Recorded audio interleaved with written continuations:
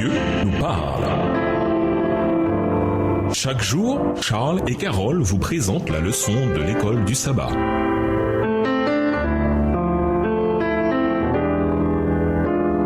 Bienvenue dans votre émission Dieu nous parle. À l'image de Dieu. Lisons Genèse 1, les versets 26 et 27 et Genèse 5, les versets 1 et 3. Qu'enseignent ces textes sur la manière dont Dieu a créé l'humanité à l'origine et sur ce qui est arrivé ensuite à l'humanité après le péché. Genèse 1, les versets 26 et 27. Puis Dieu dit, faisons l'homme à notre image selon notre ressemblance, et qu'il domine sur les poissons de la mer, sur les oiseaux du ciel, sur le bétail, sur toute la terre, et sur tous les reptiles qui rampent sur la terre. Dieu créa l'homme à son image, il le créa à l'image de Dieu, il créa l'homme et la femme.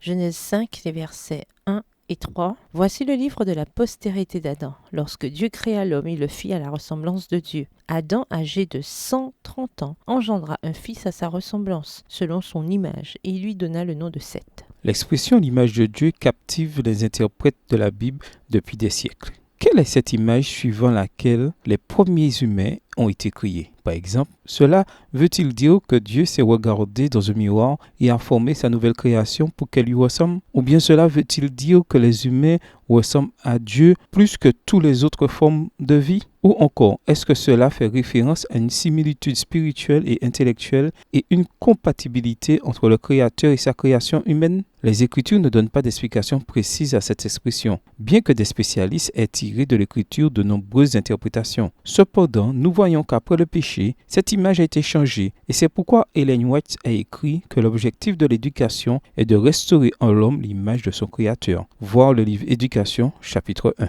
De quelle manière l'éducation peut-elle atteindre un objectif aussi remarquable? D'abord, nous devons nous souvenir que Dieu a fait afin que nous ayons une relation avec lui, un peu comme des parents avec leurs enfants. Il nous a fait à son image, de la même manière que les parents humains ont des enfants à leur image. Genèse 5, verset 1. De sorte qu'il peut faire de nous ses enfants, qui appartiennent à sa famille. Il peut communiquer avec nous et former une relation durable avec nous. L'image de Dieu est par conséquent davantage une image mentale qui permet à deux êtres, l'un divin et l'autre humain, d'être sur la même longueur d'onde. C'est précisément ce qui arrive en matière d'éducation. D'abord à la maison entre parents et enfants, puis plus tard à l'école, quand les enseignants prennent le relais dans l'œuvre d'éducation. Manifestement, Dieu voulait ce processus d'éducation que nous connaissons si bien quand, en nous distinguant de tant d'autres formes de vie, il nous a fait à sa propre image. Il l'a fait pour pouvoir nous enseigner et nous pouvons apprendre de lui jusqu'à ce que son image, ses pensées, soient reflétées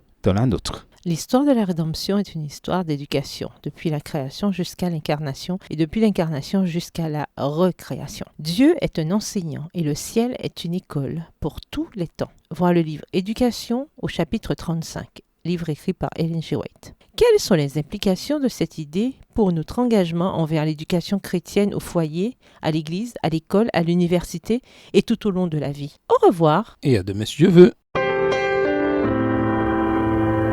Dieu nous parle. Chaque jour, Charles et Carole vous présentent la leçon de l'école du sabbat.